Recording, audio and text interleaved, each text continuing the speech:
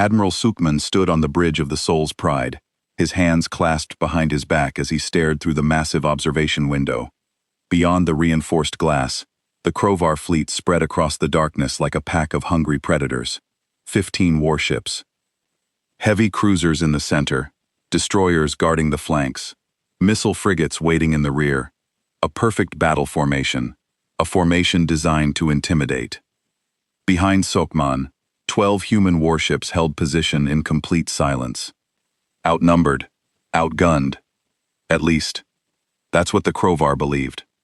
They've completed their attack formation, Admiral, the tactical officer reported. Sayokman nodded without taking his eyes off the enemy. They think they've already won.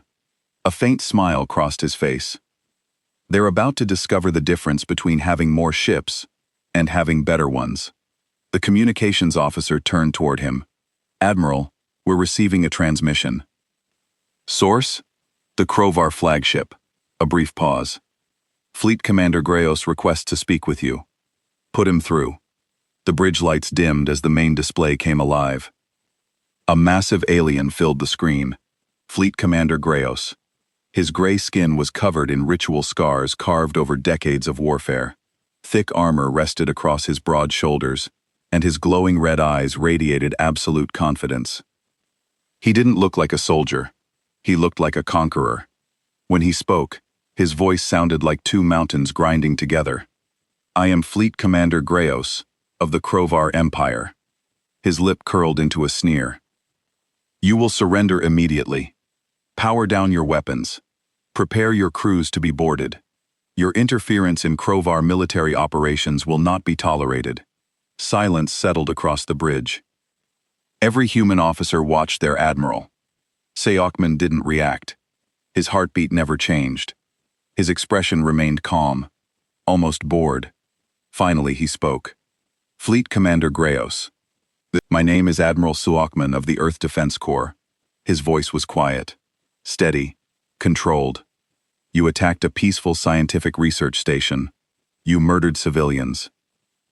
You violated every interstellar treaty your empire has signed. He took one slow step toward the screen. So allow me to return your offer.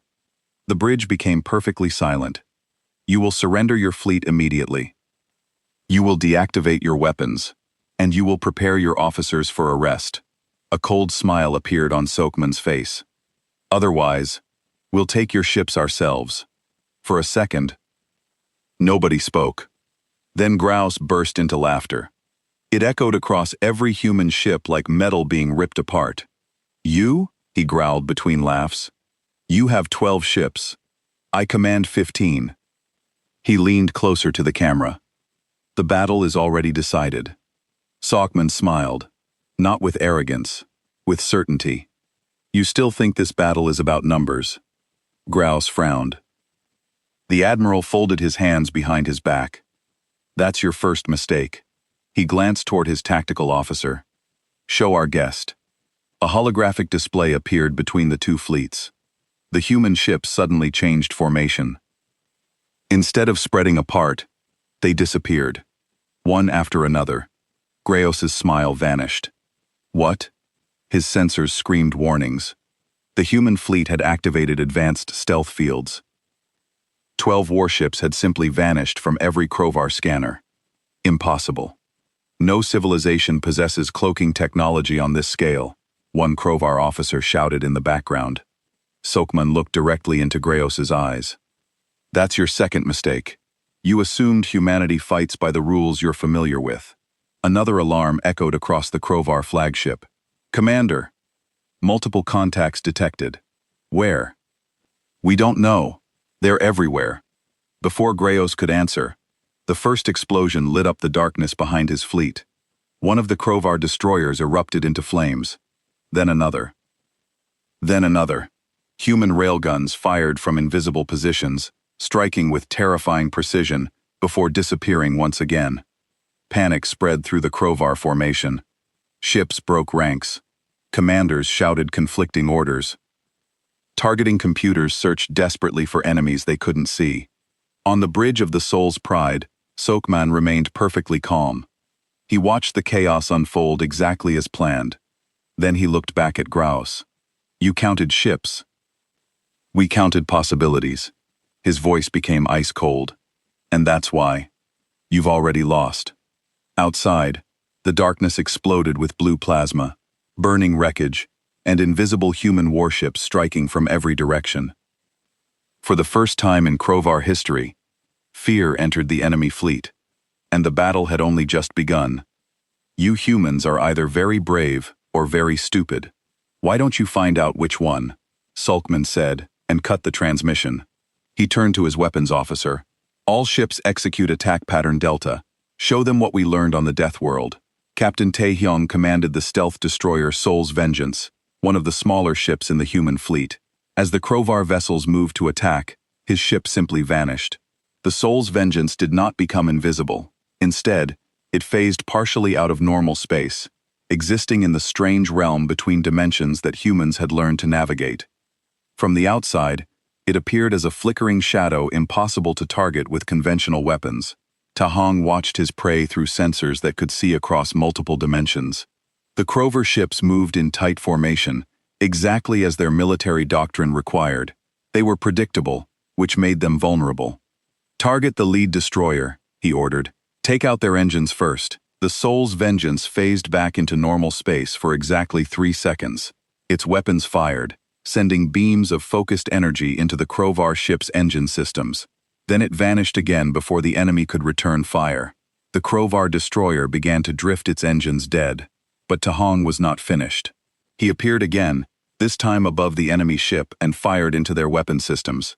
Then he was gone once more, leaving the Crovar crew confused and helpless. Lieutenant Soyoung had taken control of Kepler Station's communication array, but she was not using it to coordinate the battle. Instead, she was broadcasting everything the Crovar said to anyone who wanted to listen.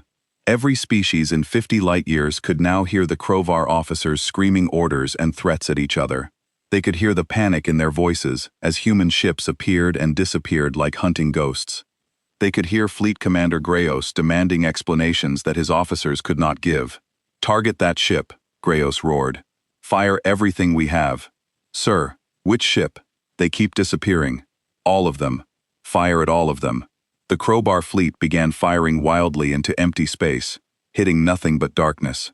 Their weapons were powerful, but they could not hit targets that existed in multiple dimensions at once.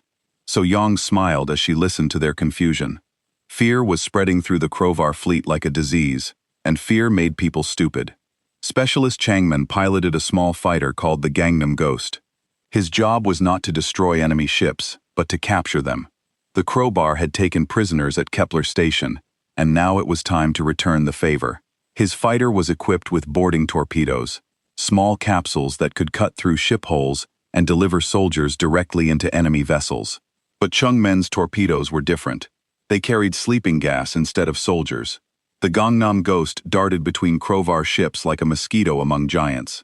Chungmen fired his torpedoes into their air systems, filling the enemy vessels with gas that would put the crews to sleep without killing them.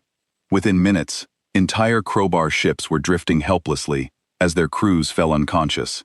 Then Changman did something that no Crovar commander could understand. He put the sleeping crews into escape pods and launched them toward their own fleet. Each pod carried a simple message. Tell your commanders that Earth remembers every species you have enslaved. We are coming for all of you. Fleet Commander Grayos watched his ships fall one by one, and for the first time in his long military career, he felt something he had never experienced before. Fear. What are these humans? He whispered to his second-in-command. How do they fight like this? His officer had no answer. The Crovar had conquered dozens of worlds, enslaved hundreds of species, but they had never faced an enemy like this.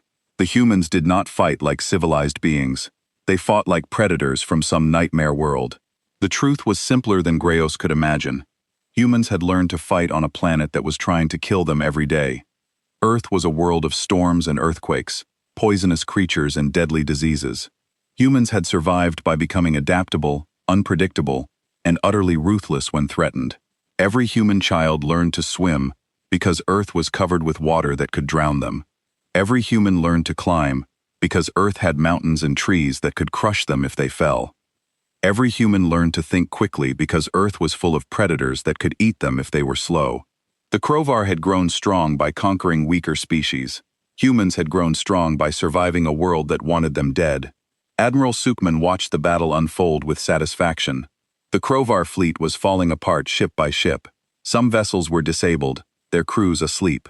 Others were destroyed, their crews given a chance to escape in pods. A few were trying to run, but human ships were faster and more maneuverable. "Admiral," said his communications officer, "Fleet Commander Greos is requesting to speak with you again. Put him through." Greos appeared on the screen again, but this time he looked different. His arrogance was gone, replaced by something that might have been respect or fear.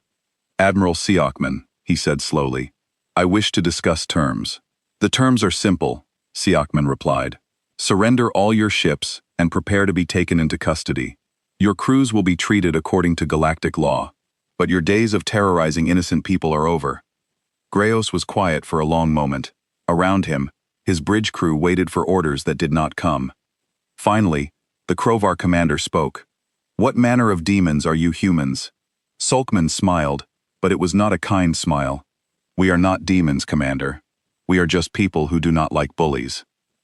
One by one, the Krovar ships lowered their shields and powered down their weapons. The great fleet that had terrorized this sector for years was surrendering to 12 human vessels. But Admiral Sayokman was not finished. He opened a channel to every ship in the system, including the Stellar Dawn, where Captain Yuki and her refugees waited. "This is Admiral Sman of the Earth Defense Corps," he said. "Let it be known throughout the galaxy that Earth will not tolerate the murder of innocent people. Any species that preys upon the weak will answer to us." As the human ships began to round up their prisoners, Captain Yuki realized that something fundamental had changed in the galaxy. The Krovar Empire had seemed unstoppable, but 12 human ships had defeated them in a matter of hours. She looked at the stars and wondered what other changes were coming. Earth had answered the call for help, but it had done more than just rescue Kepler Station. It had announced to the galaxy that a new power was watching, and that power would not allow the strong to prey upon the weak. The age of the Krovar Empire was ending. The age of Earth was about to begin. 3 days after the battle at Kepler Station, Captain Yuki sat in her private quarters aboard the Stellar Dawn, trying to understand what she had witnessed. The human fleet had not just defeated the Krovar, they had made it look easy. 15 enemy warships had surrendered to 12 human vessels in less than 4 hours. Dr. Minho knocked on her door and entered without waiting for permission. His usually calm face was excited, and he carried a datapad filled with information. "Captain, you need to see this," he said, sitting down across from her. "I've been researching Earth and the humans. What I found explains everything." Yuki looked at the datapad. The screen showed images of Earth, but they were not what she expected. Instead of peaceful cities and gardens, she saw a world of storms and violence. Hurricanes that could destroy entire continents. Earthquakes that split the ground open. Volcanoes that turned day into night. "This is Earth?" she asked. "This is Earth," Minho confirmed. "Look at these numbers. The gravity is 30% higher than most inhabited worlds. The weather changes without warning. The air itself is poisonous to most species because it contains so much oxygen and the life forms." He touched the screen and new images appeared. Creatures with massive teeth and claws, poisonous snakes and spiders, sharks that could bite a person in half, bears that weighed more than a small spacecraft. Humans evolved on a world that was trying to kill them. Minho said every day was a fight for survival. They learned to adapt or die. Yuki thought about the human soldiers she had seen moving through Kepler Station, the way they had used a zero gravity like a weapon, the way they had appeared and disappeared through passages too small for most species. "The military calls it the Deathworld doctrine," Minho continued. "Humans do not train for war the way other species do. They train for survival, and survival on Earth means being ready for anything." A soft chime indicated someone was requesting permission to board. Yuki looked at her communication screen and saw Admiral Siokman waiting in a small shuttle. "He wants to talk to us," she said. "Let him board." 20 minutes later, Admiral Sealman sat in the Stellar Dawn's main conference room with Captain Yuki and her senior officers. He was a tall man with graying hair and calm eyes, but there was something about him that made everyone in the room feel slightly nervous. "Thank you for allowing me aboard," he said. I wanted to explain what happens next. Commander Jiwan, the Valani security chief, spoke carefully. Admiral, we are grateful for your help, but what you did to the Krovar fleet, it was like nothing we have ever seen. Shman nodded. I imagine it was. Most species in this galaxy fight wars the way they play games, with rules and honor and predictable moves. Humans fight wars the way we survive on Earth, with everything we have. But you could have destroyed the Krovar fleet completely, Yuki said. Why did you let them surrender? Because we are not here to conquer, Sman replied. We are here to protect. There is a difference. He touched a control on the table, and a holographic map appeared above them. It showed this entire sector of space, with dozens of star systems marked in different colors. Red systems are controlled by the Krovar Empire, he explained. Yellow systems are their allies, or tribute worlds. Green systems are independent but threatened. What you see here is the result of 50 years of Krovar expansion. Yuki counted the colored dots. More than half the systems were red or yellow. The Krovar have been allowed to grow because no one was strong enough to stop them, Shukman continued. Every species they conquered made them stronger. Every world they enslaved gave them more resources. They seemed unstoppable. Seemed, asked Minho. Earth has been watching the Krovar for 20 years, Sukman said. We have been waiting for the right moment to act. Your distress call gave us that moment. Commander Kyung-woo entered the conference room, followed by several other human officers. Kyung-woo was younger than the admiral, with the lean build of a career soldier. His black uniform bore the insignia of the Deathworlder Legion. Commander Kyung-woo will explain our methods, Shukman said. Kyung-woo activated another holographic display, this one showing human soldiers in training. Yuki watched them exercise in conditions that would kill most beings. They trained underwater in crushing gravity and poisonous atmospheres in the vacuum of space itself. Every human learns to adapt from childhood, Kyung-woo explained. We swim before we walk, because Earth has oceans that can drown us. We climb before we run, because Earth has mountains that can crush us. We learn to fight, because Earth has predators that can eat us. Colonel Yuno stepped forward. She was a small woman, barely reaching Yuki's shoulder, but there was something dangerous about her quiet confidence. May I demonstrate? She asked. Without waiting for an answer, Yuno walked to the room's environmental controls. She adjusted the gravity to twice Earth normal, making everyone except the humans gasp under the sudden weight. Then she changed the atmosphere to a toxic mixture that would kill most species. While the officers struggled to breathe through emergency masks, Yuno moved around the room as if nothing had changed. She demonstrated combat techniques, showing how humans could fight in conditions that would paralyze their enemies. This is what it means to be from a death world, she said calmly. What kills others only makes us stronger. She restored the normal atmosphere, and the officers removed their masks with relief. But humans are not just warriors, Admiral Seokman said. We are also builders. We want to create something better than the Krovar Empire, something based on protection instead of conquest. Captain Yuki felt a chill run down her spine. What are you saying, Admiral? I am saying that Earth cannot stand by and watch innocent people suffer.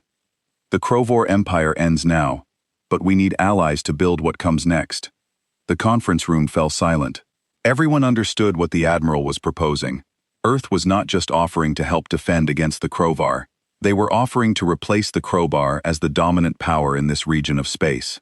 You want to rule the galaxy? Commander Jiwan asked. We want to protect it, Seokman corrected. There is a difference. Minho looked at his datapad where information about human society was displayed. Your species has experience with this, he said. On Earth, you have something called the United Nations, a urbanization that tries to keep peace between different countries.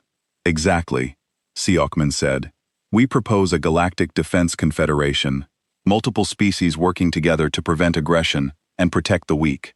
Earth would provide military leadership, but every member species would have a voice. Yuki thought about the refugees sleeping in her cargo bays, people who had lost their homes because no one was strong enough to protect them from the Krovar. She thought about the scientists at Kepler Station, who had called for help and received it from a species they had never met. What would you need from us? She asked. Your help, Seokman said simply. Not as subjects, but as partners. The Volani have the best navigation systems in the galaxy. Your people understand space travel better than anyone. We need that knowledge. Commander Qiang Wu added. We also need you to help us understand the species we will be protecting.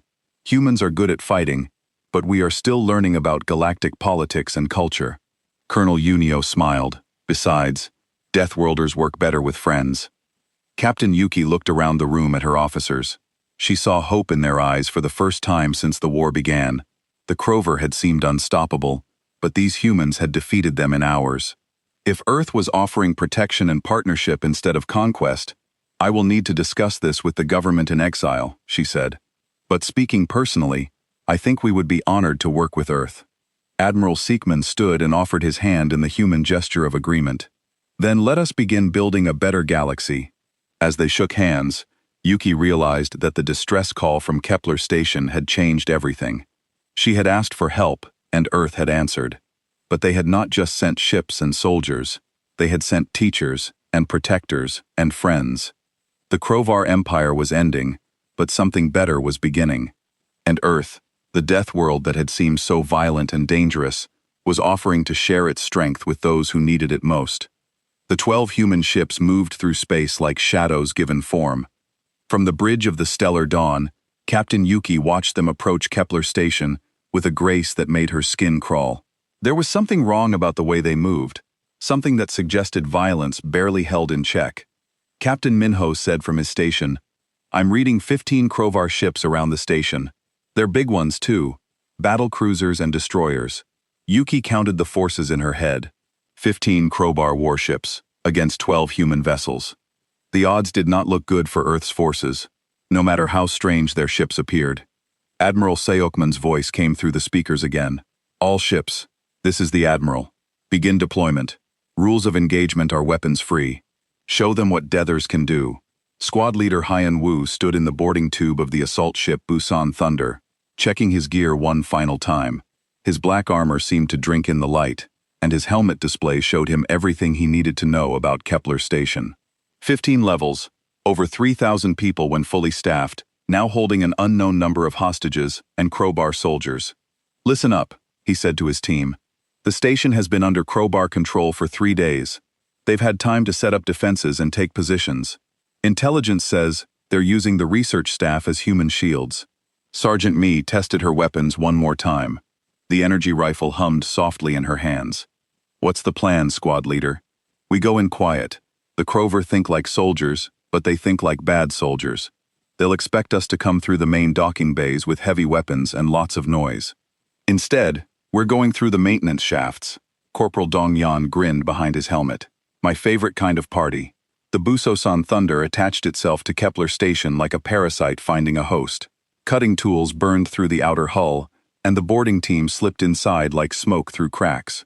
The maintenance tunnels of Kepler Station were narrow and dark, designed for repair robots, not soldiers. But humans had learned long ago how to fight in small spaces.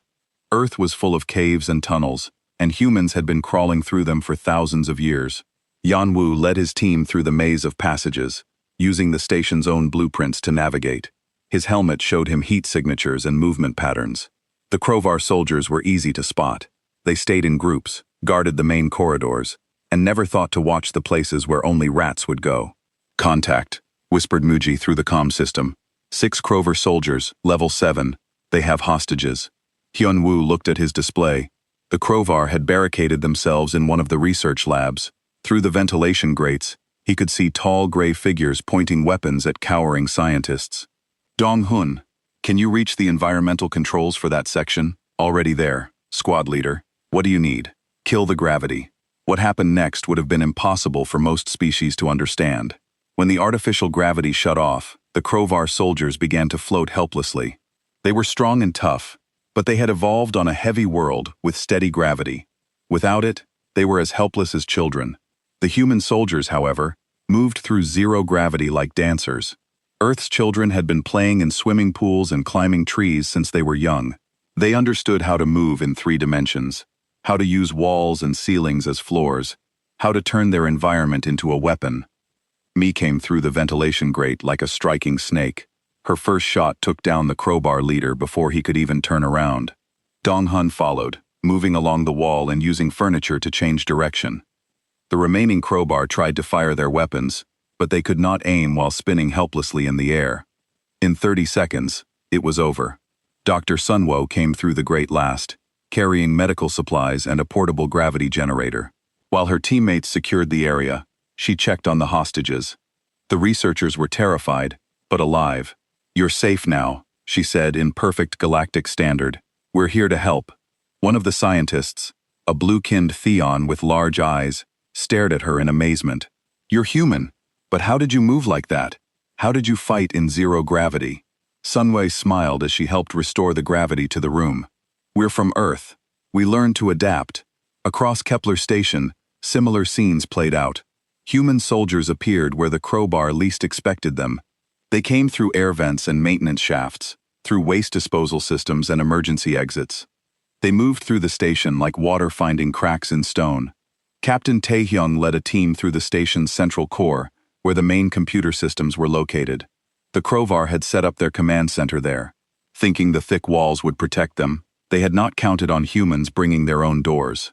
Tahong's team used shaped charges to blow holes in the walls exactly where they needed them.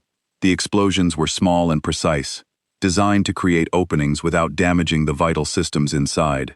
When the smoke cleared, the humans stepped through like ghosts, materializing from solid matter. The Crovar commander inside was a huge creature, nearly 3 meters tall, and covered in battle scars. He raised his weapon and roared a challenge that would have terrified most species. Taeyong shot him twice in the chest and kept moving. Lieutenant So Yong worked her way toward the communication center, where the Crovar were coordinating their defense. She moved alone, using stealth and speed instead of firepower. Her black armor made her almost invisible in the station's darkened corridors. She found the communication center defended by 8 Crovar soldiers. They had set up barriers and were watching all the obvious approaches. What they were not watching was the ceiling. So Young crawled through the overhead spaces like a spider, using tools designed for Zeraja gravity work. When she was in position, she dropped through the ceiling tiles and landed in the middle of the crowbar formation. The fight lasted 6 seconds, but So Young did not destroy the communication equipment. Instead, she turned it on and began broadcasting to every crowbar ship in the system. "This is Lieutenant So Young of the Earth Defense Corps," she said calmly. "Kepler Station is now under our protection. You have one chance to surrender." The response came immediately. "Human filth. We will crush you like the insects you are." So Young smiled. "I was hoping you would say that." 6 hours after the boarding began, squad leader Han Wu stood in the station's command center. Around him, his team was helping the rescued hostages and securing the facility. The Crover soldiers were either dead or captured. "All teams, report," he said into his communicator. "Level 1 secure," came Mi's voice. "Level 2 secure," reported Dong Yun. One by one, all 15 levels of Kepler Station reported the same thing. The facility was back in human hands. Admiral Sukman's voice crackled through the speakers. "Outstanding work, people. Now, let's deal with those ships outside." From the viewing ports of Kepler Station, the survivors watched the 12 human ships turn toward the Crovar fleet. The battle for the station was over, but the real fight was about to begin. The Crowbar were about to learn that taking hostages was the worst mistake they could have made, because now it was personal. Captain Yuki stood on the bridge of the Stellar Dawn, watching the stars drift past through the massive viewing window. Behind her, 50,000 refugees slept in the ship's cargo bays and passenger decks. Their purple skin looked pale with exhaustion, and their large black eyes held the haunted look of people who had seen their world burn. The Stellar Dawn was not a warship. It was a luxury cruise liner built for comfort and peace. Its white halls were filled with art and gardens, not weapons and armor. Yuki had been a cruise captain for 15 years, showing wealthy tourists the wonders of space. Now she carried the survivors of a war she barely understood. Captain called Minho from his station. The young xenobiologist was one of the few humans aboard the mostly Volani crew. His dark hair was messy from working all night. "I'm picking up a signal." Yuki walked over to his console. The screen showed waves of energy pulsing across the darkness of space. "What kind of signal?" "It's a distress call coming from Kepler Station." Minho's fingers moved quickly over his controls. "The signal is weak, but I can make out words." Kepler Station was a research outpost 3 hours away. Scientists from many different worlds worked there, studying the strange matter that formed between stars. It was a peaceful place, full of libraries and laboratories. Put it through the speakers, Yuki ordered. Static filled the bridge. Then a voice broke through. It was high and scared, speaking in the common galactic language that most species understood. Please, anyone who can hear this. They came out of nowhere. The Crovar ships, they're everywhere. They're killing everyone who tries to run. We need help. Please, someone help us. The transmission cut to static, then came back. The research teams are hiding in the labs, but they're breaking down the doors. They're taking prisoners and shooting the rest. Please, if anyone can hear this, we need help right now. Yuki felt her stomach twist. The Crovar Empire was known throughout this part of the galaxy. They were tall, gray-skinned warriors who believed that might made right. They took what they wanted and enslaved those too weak to stop them, Captain said Giwan from the security station. The woman's voice was quiet and careful. We should not get involved. Our ship has no weapons. We carry refugees, not soldiers. Yuki knew John was right. The Stellar Dawn had only basic shields and no combat systems. Against Crovar warships, they would be destroyed in minutes.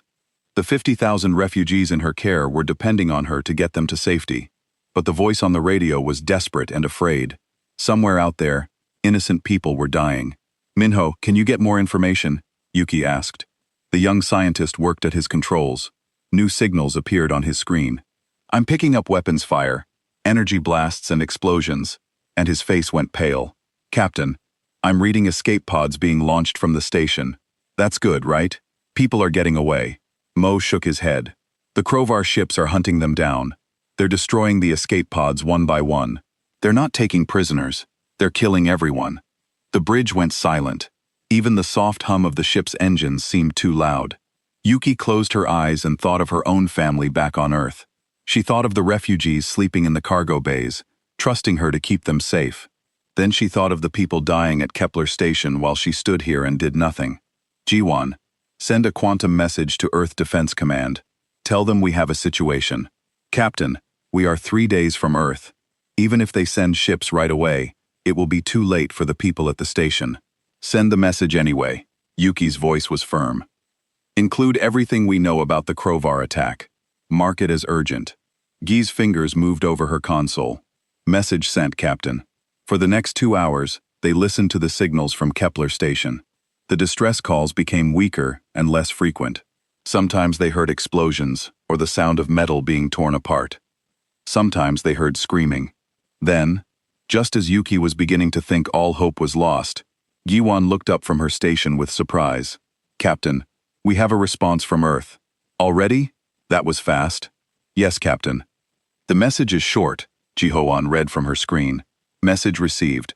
Earth defense codes en route. Deathworlder Legion deploying. Estimated arrival in 72 hours. Maintain safe distance. Yuki frowned. Death or Legion? I've never heard of that unit. Minho looked up from his station. Neither have I. But if Earth is sending help, that's good news, right? I hope so. Yuki looked back at the viewing window where stars continued their slow dance across the darkness. But 72 hours is a long time. I just hope someone at Kepler Station can hold out that long. The next 3 days passed slowly. The signals from Kepler Station stopped completely after the first day. Either everyone was dead, or the survivors were too afraid to broadcast. The Stellar Dawn stayed at the edge of the system, close enough to see what was happening, but far enough away to run if the Crovar noticed them. Yuki barely slept during those 3 days. She spent most of her time on the bridge, watching the sensors, and thinking about the people who had called for help. Sometimes she wondered if she had made the right choice by calling Earth. Sometimes she wondered if help would come at all. On the 3rd day, Minho called out from his station. Captain, ships dropping out of hyperspace. Yuki ran to the sensor display. 12 ships appeared on the screen, but they were unlike anything she had ever seen. They were long and dark with smooth curves that seemed to bend light around them. They moved through space like hunting animals, silent and deadly. Are those Earth ships? Jiwan asked.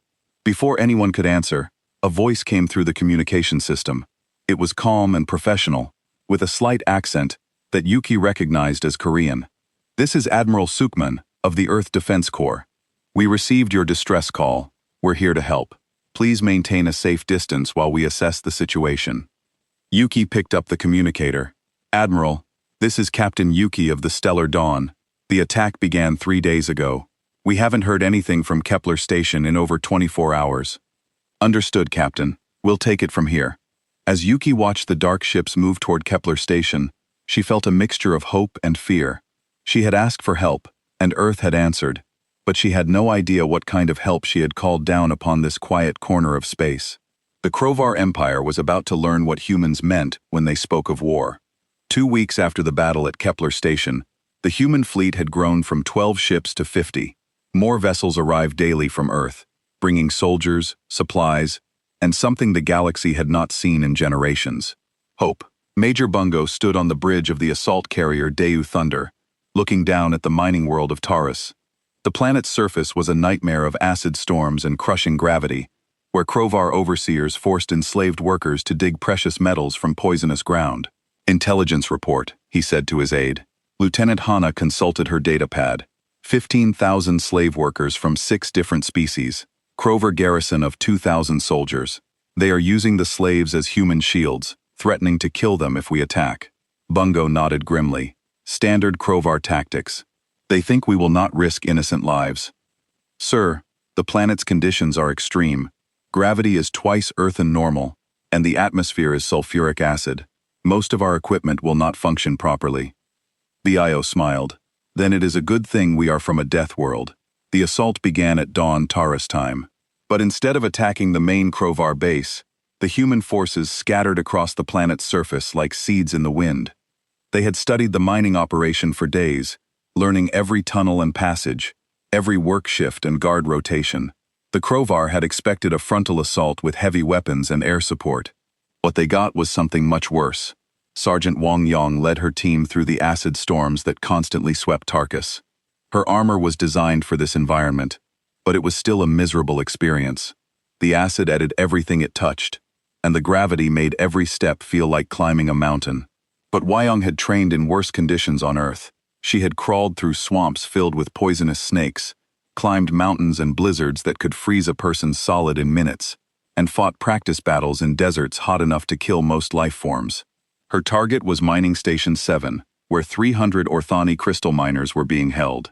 The Orthani were beautiful beings like living diamonds, but they were fragile and helpless against Krovar brutality. Remember, she told her team as they approached the station, the Krovar will try to use the miners as shields. We go in fast and precise, no mistakes. The attack came from below. Wyong's team used mining tunnels that the Krovar thought were too dangerous to guard. The tunnels were filled with acid gas and unstable rock, but humans had been mining dangerous materials on Earth for thousands of years. They emerged from the floor of the main mining chamber like devils rising from hell. The Krovar guards barely had time to raise their weapons before they were down. The battle lasted 90 seconds. Wyong knelt beside a frightened Orthani miner, a being whose crystal skin reflected the light like a prism. You are safe now, she said gently. We are here to help. The Orthani looked at her with eyes like diamonds. You came through the poison tunnels, but how? The gas would kill most beings in seconds. We adapt, Wanong said simply. Across Tarkus, similar rescues were happening. Human soldiers appeared where the Krovar least expected them, moving through conditions that should have been impossible. They fought in acid storms, climbed cliff faces and crushing gravity, and breathed air that would dissolve most beings' lungs. Warrant Officer Jamin had a different mission. Instead of rescuing slaves, he was teaching them to rescue themselves. The Zephyrian workers in Mining Station 12 had natural camouflage abilities, but they had never thought to use them for anything except hiding from predators. Jim showed them how to turn their gift into a weapon. Your skin changes color to match your surroundings, he explained to a group of Freudians. That makes you invisible to most sensors. You can move through the base without being detected. A young Jirian named Whisper Win raised her hand. But we are not fighters. We are workers. You do not need to be fighters, Jim 9 said. You just need to be brave. Watch. He demonstrated how to disable crowbar equipment without violence, how to cut power cables, jam communication systems, and create confusion among the guards. Simple sabotage that could be done by anyone with courage and knowledge. The Krovar think you are weak because you are not warriors, Jemin said. But there are many ways to fight. Sometimes the best weapon is not a gun. Sometimes it is just refusing to give up. Within hours, Krovar bases across Tarkus were reporting mysterious equipment failures, communication blackouts, and guards who simply vanished without a trace. The slaves were fighting back, and they were winning. Dr. Dune worked from the command ship, analyzing intercepted Krovar communications. As a xenopsychologist, her job was to understand how alien minds worked. What she had discovered about the Krovar was very useful. "Admiral," she reported to Siegman, "the Krovar military structure is completely hierarchical. Every decision must be approved by higher command. When we captured their supreme commander at Kepler Station, we created a crisis of authority." "Explain." "The Krovar commanders on other worlds do not know who is in charge now. They are waiting for orders that will never come. Some are trying to claim leadership for themselves, which is causing conflicts between different factions. Siokmen studied the intelligence reports. So their empire is falling apart from within." "Exactly. The Krovar built their strength on fear and absolute obedience. But when the chain of command breaks, they do not know how to adapt. They become paralyzed." Captain Minjay understood the implications immediately. "If we broadcast the commander's surrender across all Krovar frequencies, it will cause complete chaos in their ranks. More than that," Dune said, "we can offer amnesty to any Krovar forces that surrender voluntarily. Many of them are already questioning whether to keep fighting a war they cannot win." The psychological warfare campaign began immediately. Captain Minjay, working with the communication specialists, sent messages to every Krovar base and ship in the sector. The messages were simple and direct. "This is Captain Minjay of the Earth Defense Corps. Your supreme commander has surrendered unconditionally. Your empire is defeated, but Earth offers mercy to those who lay down their weapons and release their prisoners. Surrender now, and you will be treated with honor. Continue fighting, and you will share your commander's fate." The response was immediate and dramatic. Krovar forces began surrendering across dozens of star systems. Some fought each other for the right to surrender first. Others simply abandoned their posts and fled into deep space. Within 72 hours, the mighty Krovar Empire that had terrorized the galaxy for 50 years was completely broken. Not destroyed, but transformed. Their military was scattered, their leadership captured, and their subject worlds free to choose their own destinies.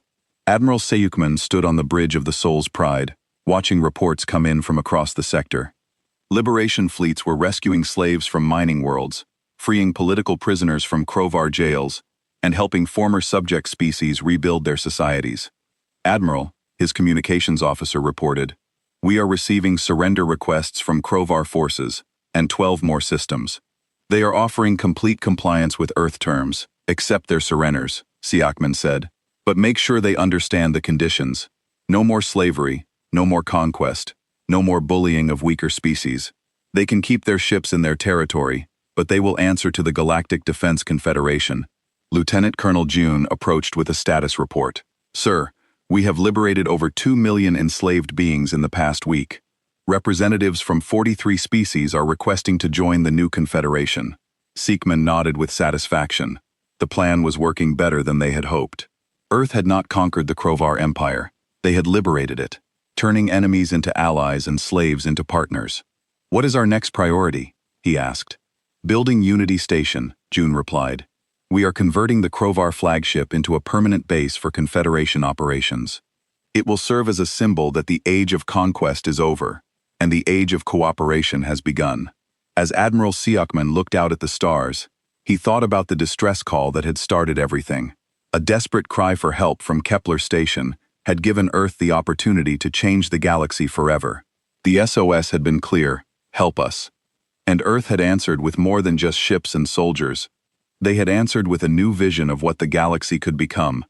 A place where the strong protected the weak, where different species worked together, and where no one had to fear the darkness between the stars. The Krovar Empire was dead, but something much better was being born in its place. And at the center of it all was a simple truth that humans had learned long ago on their dangerous homeworld. The strong survive, but the wise protect others, so they can survive together.